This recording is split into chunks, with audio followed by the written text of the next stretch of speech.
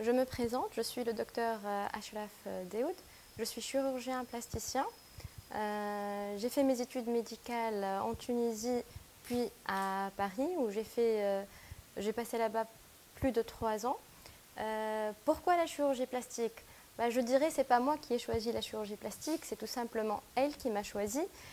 Étant donné au départ que je suis médecin, du plus est, je suis une femme qui dans l'air du temps et dans la beauté, dans l'amour de la beauté, aussi bien la beauté externe que la beauté interne, je pense que c'est une spécialité qui m'a appelée à venir vers elle.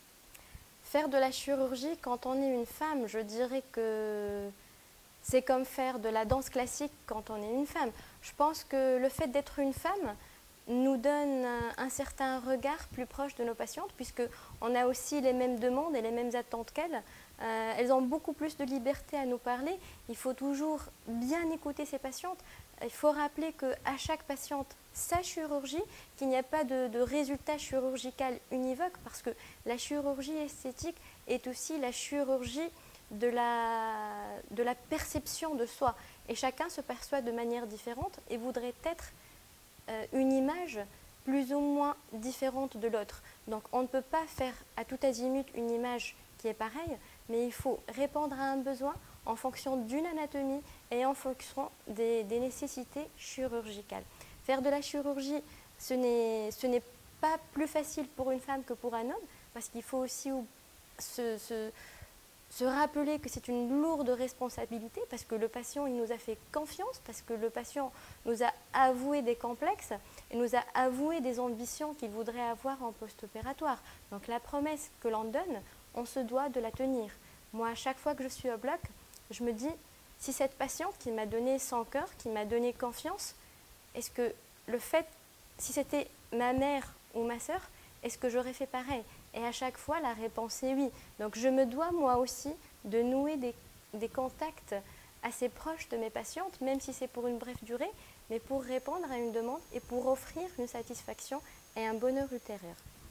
La chirurgie esthétique en Tunisie a actuellement un excellent niveau. Il est le même que celui en Europe ou celui en Asie. En effet, les chirurgiens plasticiens tunisiens ne sont pas seulement renommés en Tunisie, mais partout ailleurs dans le monde.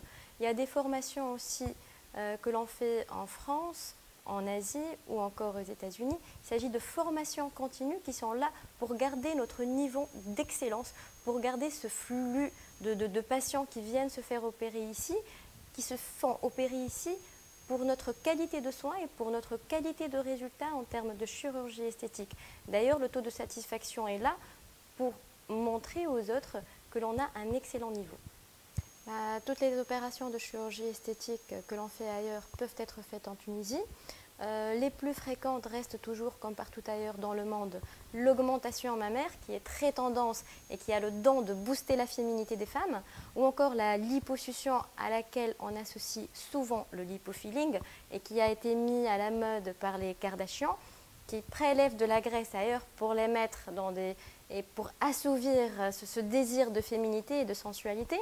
On fait aussi de plus en plus de chirurgie ethnique, notamment les patientes qui viennent de l'Asie, qui sont demandeuses de débrider les yeux et d'avoir un regard beaucoup plus caucasien, notamment les rhinoplasties, qu'elles soient ethniques ou non. Lorsqu'elles sont ethniques, il s'agit en général d'augmenter le dorsum, sinon il s'agit plus de bosses, de pointes, dont le but est de l'affiner, toujours étant l'objectif principal de garder le naturel et d'éviter le surgical face.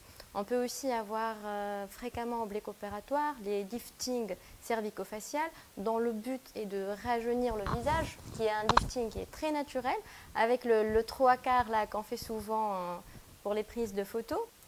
La chirurgie esthétique offre un rêve, souvent oui, mais il faut savoir que ce n'est pas un coup de baguette magique, et je veux dire par là qu'à la sortie du bloc, on doit comprendre que ce n'est pas encore là le résultat définitif, et c'est pour ça qu'il est important d'avoir un consentement éclairé. Ça veut dire qu'il est important d'expliquer aux malades au préopératoire qu'au réveil, le résultat n'est pas définitif, parce qu'en général, il y a des ecchymoses, des bleus, il y a encore de l'œdème, parfois l'œdème peut être asymétrique, ça veut dire qu'il est plus important d'un côté que de l'autre, et là, c'est, je dirais, la phase post-opératoire où le rôle du patient ou de la patiente est le plus important. Et c'est là où on comprend réellement la terminologie de patient. Parce qu'il ne faut pas s'attendre à se réveiller le lendemain d'une opération en étant toute belle, toute fraîchement sortie d'un relooking extrême. Non, pas du tout. Il faut parfois savoir tempérer cette ardeur, cette envie de transformation, attendre quelques jours, parfois quelques semaines, afin de voir le résultat définitif. Parce que le résultat définitif dépend aussi bien du chirurgien en péropératoire que du patient en post-opératoire.